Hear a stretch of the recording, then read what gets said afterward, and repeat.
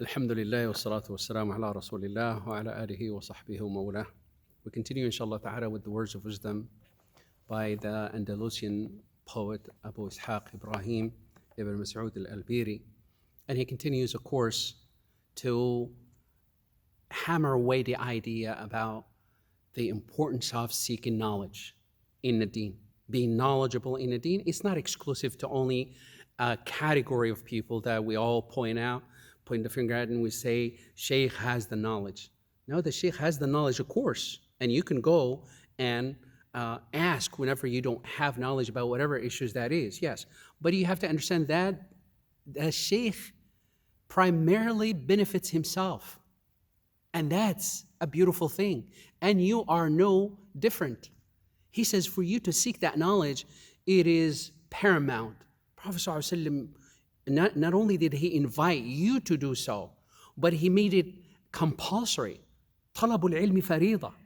That seeking knowledge, being knowledgeable about the very basics. And the basics are the stepping stones towards building your platform where you will be sound in your knowledge, sound in your journey towards Allah, sound in your practice, sound in your behavior, sound in your morals, sound in your everything, in your conduct. Everything was going to be sound and solid based on that sound knowledge that you put the hard work to do. How do you get there? How do you get there? He says, فَوَاظِبْهُ وَخُذْ بِالْجِدِّ فِيهِ. The two key elements, and that is consistency and seriousness. Consistency in seeking that knowledge and seriousness. You can't be seasonal when it comes to seeking that knowledge, or cherry picking what you want to learn. Learn across the board. Of course, there is a sense, you have to have that sense of prioritizing. This is first, second, third, and I highly recommend that you start with the most beautiful platform, and that is Al-Quran. Al-Quran. Start with the Quran. The minute you build that relationship with the Quran, it is going to spill over to everything else. Not only is it for you to start seeking knowledge, but you're going to see also sense of being organized, being on point, being sharp, being smart, being dedicated, being productive. All of these qualities, they are all going to erupt by you building that relationship with the Quran. I remember my mother in Marrakesh, Morocco. At the age of 65, my mother was illiterate. She does not know how to read or write whatsoever. And it took her about 11 years with what? Two elements: seriousness in wanting to memorize the Quran, consistency. And after 11 years, she memorized the Quran. And she enjoyed it for another 7 years before she passed. That was the most beautiful and challenging. And subhanAllah, it'll put anyone to shame. Anybody who claims that I do not know how to read. This is a lady who was not only old in age, but illiterate, does not know how to read or write any language. We're not talking about, well, I speak English, but I don't speak Arabic. You have an advantage over this lady. You do have an advantage over her. That's how she did it. She had a copy. We started her off by trying to teach her the alphabets so she will be independent in reading. She says, this is a waste of my time. I will never get this. I will never get it. I want to go straight to the jewels. I want to go straight to the sweetness of the Quran. I'm so eager and impatient in wanting to memorize.